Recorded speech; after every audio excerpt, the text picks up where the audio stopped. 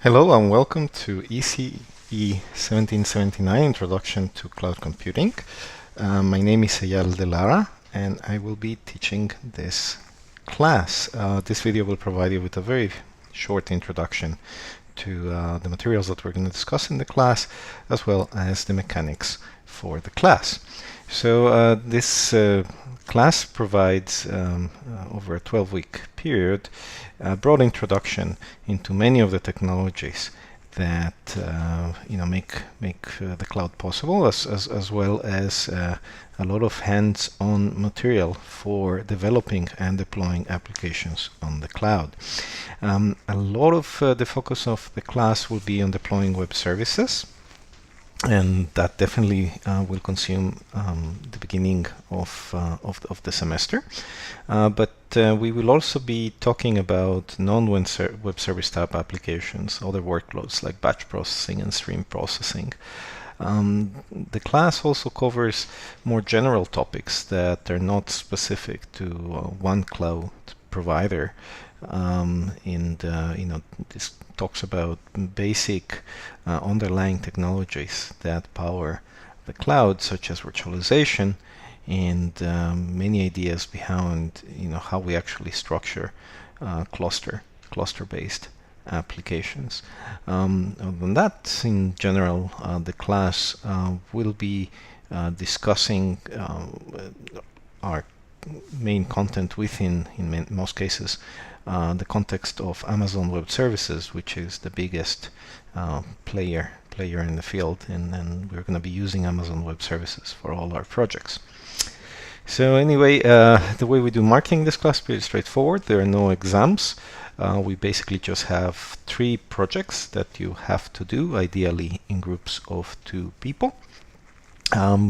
Projects 1 and 2 are tightly scripted, so you will be given description of exactly what you are expected to build. You're going to be building a scalable web service application that we're going to be deploying on Amazon's EC2 infrastructure. We're going to be doing that actually in a 2-stage process. So A1, you build the actual website, and in A2 you then deploy the website on EC2 in a way that allows you to scale to a dynamic load. So you create a website that now actually can shrink and grow in the amount of resources at its availability based on how much immediate load you're actually getting.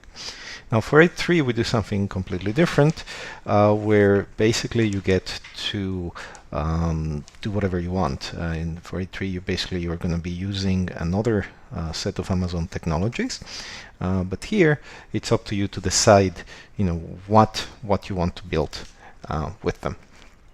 So it should be a lot of fun. And one of the things that we do with A3 is that at the end of the semester we hold a last class where all the groups do short presentations and woo us with all the wonderful applications that they've built. So that's actually one of my favorite classes, because you get to see all the wonderful things that you guys can come up with. All right, so the class during the semester will follow the following mechanics. During the class, I'm going to be concentrating mainly on doing a lot of hands-on examples of different technologies, and in order for me to do that, I require you to actually know a lot of the material before you come to class. So this requires you to do some amount of significant preparation before you come to class, so that you are familiar, let's say, with the syntaxes of some of the interfaces that we are going to be talking about. You understand, let's say for next class, which will be about Python, you understand the basics Python syntaxes, so we can jump straight into doing examples. So effectively we follow a 3-stage process. In stage 1, this is what you do basically in preparation before you come to class at the lecture on Friday, and that is you basically you basically do a lot of reading, and we'll talk about that in a minute.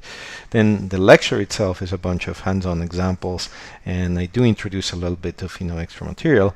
And then typically the following week, when it makes sense, we have a tutorial that reinforces the topics that we discussed over the lecture. Not every week we have a tutorial.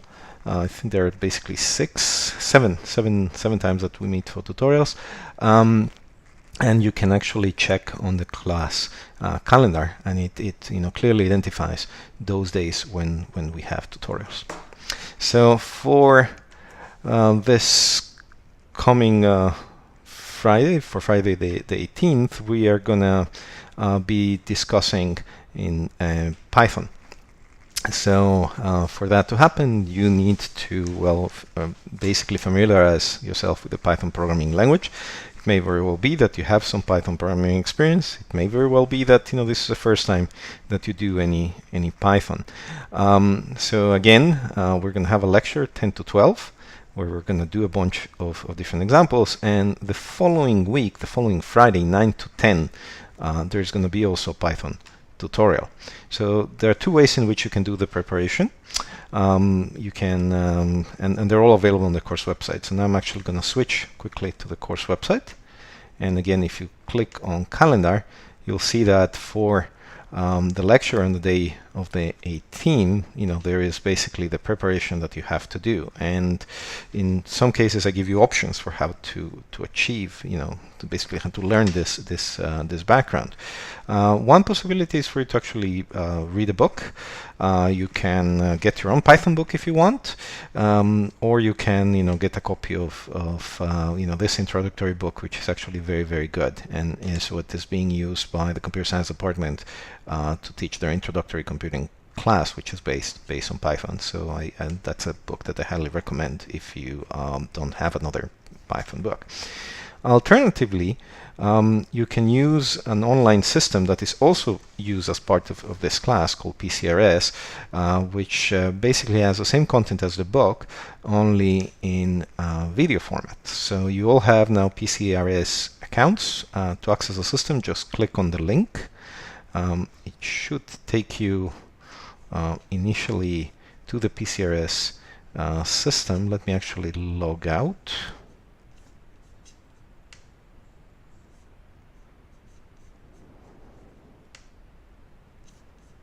How do we log out from here?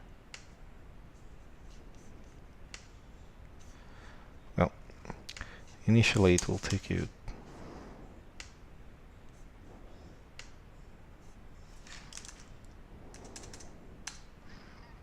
Let me open it in a different browser.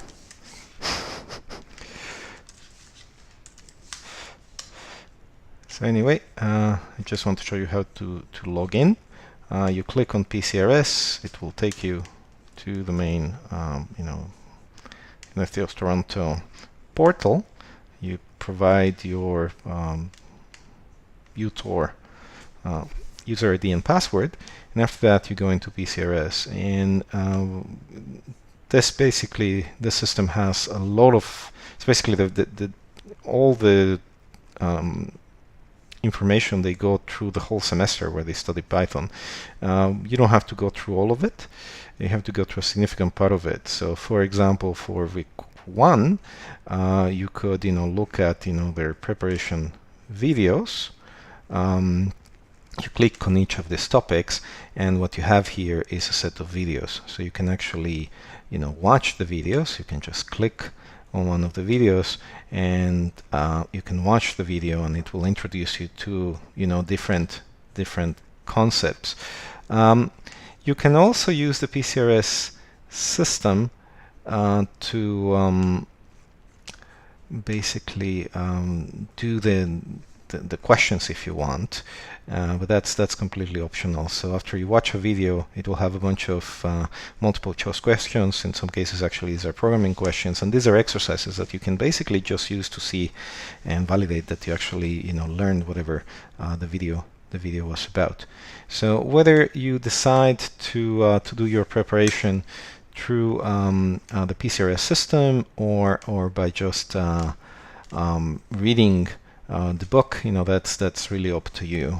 These two alternatives will provide you a significant background on Python, enough to understand the lecture that we're going to have on Friday. If you've never done any significant Python and you come to a lecture on Friday, I suspect that it won't make much sense to you, because I assume that you know Python by or significantly you're familiar with the basic Python syntax, at least by Friday, so that we can jump straight into exercises. So other than that, I just want to conclude with during this class we're going to cover a very large amount of material, and covering a large number of topics. Unfortunately, there is no one book that covers everything. Instead, as we cover different topics, I'm going to be suggesting different sources for those of you that want to learn more. And here is basically just a quick summary of some really useful books that if you want to learn more about this topic, these are great places to start. All right, so I look forward to seeing you on Friday.